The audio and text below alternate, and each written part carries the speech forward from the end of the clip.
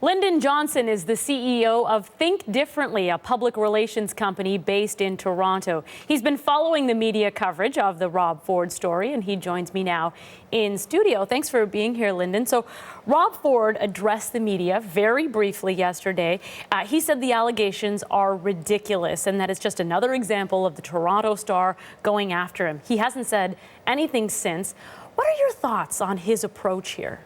I think he should have been a little bit more authoritative. He's mayor of one of the largest metropolitan areas in North America. And I think that given the seriousness of the allegations, something that was a little bit more direct, a little bit more specific about the allegations that have been made about him would have been better. But can the silence, and he's done it before, be a strategic way of handling a situation like this? Well, it was always the accepted way of dealing with things where they were so incredible that it wasn't reasonable to believe it could be the case. I think now in social media, with 24-hour rolling news now, there's much more time for people to make allegations, for stories to fester, and if you don't address them, if you don't come out and categorically put a statement in place, then you open up yourself to people speculating. And I think that's where this has now gone, where people are speculating on whether the allegations are true or not, without any categorical statement from him or from City Hall. People will continue to speculate until it's clear one way or the other whether the allegations are true or not. So let me get your sense. When you're dealing with allegations like this and a high-profile politician, what's your timeline? How important are the first 48 hours? Because I think this is interesting to a lot of our viewers who don't see this behind-the-scenes maneuvering of what's happening in those first 48 hours. I think now it's less than 48 hours. I think it's 24, but really the first opportunity you have to address the press. The story broke on Thursday evening, and he knew that he would have the opportunity to talk to the media on Friday morning. Having a plan is always the thing that you need to do for any crises, even before they exist, because then it enables you to react quickly, it enables you to be clear about the statement, about the position that you're going to make. And if you do that, then it forces the people that are making the allegations to actually prove that they're true.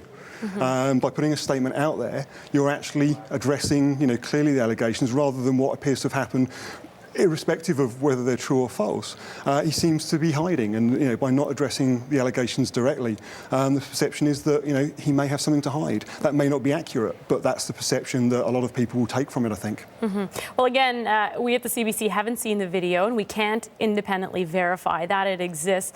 If this video never surfaces, could this all just blow over? It could. I think it's unlikely. I think the seriousness of the allegations that it's going to run, and I think that it's been interesting that some of his colleagues have now made public statements that they would like him to address the allegations, in more detail, to either, put a statement out there, to put something that's mayoral, I guess, to actually address the media rather than walking past them and giving them a very brief statement saying it's ridiculous. I think that it could blow over, but I think it's unlikely. Well, this isn't the first time the mayor of a big city has been accused of having a drug problem, and of course we don't know at this point if Rob Ford has a substance abuse problem.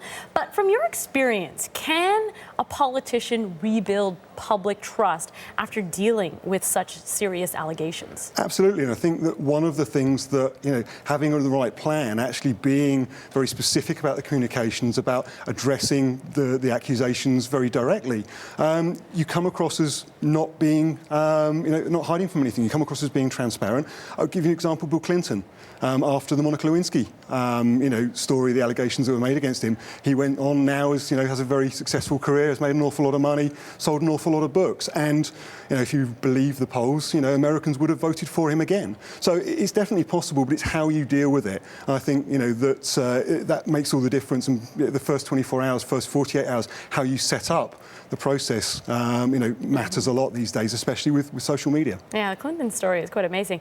I'm running out of time, but I want to ask you quickly about social media. In 3 days, this story has spread around the world. how can you get control of a message that's circulating online? I think by addressing the source. I think, people will speculate, and social media has now become an echo chamber for people having views and opinions. Many of them are using it without an understanding of the legal requirements for accuracy and, the defamation laws that exist. But by addressing the source, by saying something that is categorical, and also taking it offline. If accusations like this are made, reach out, talk to the editor. Actually understand what they are, have a conversation that isn't in the public gaze, which then may change their perception on the allegations they make about you, which means they change the story rather than it being something that you have to keep defending. Well, I am sure we haven't heard the last of this story. Lyndon, thanks so much for this. Welcome. Lyndon Johnson is CEO of Think Differently.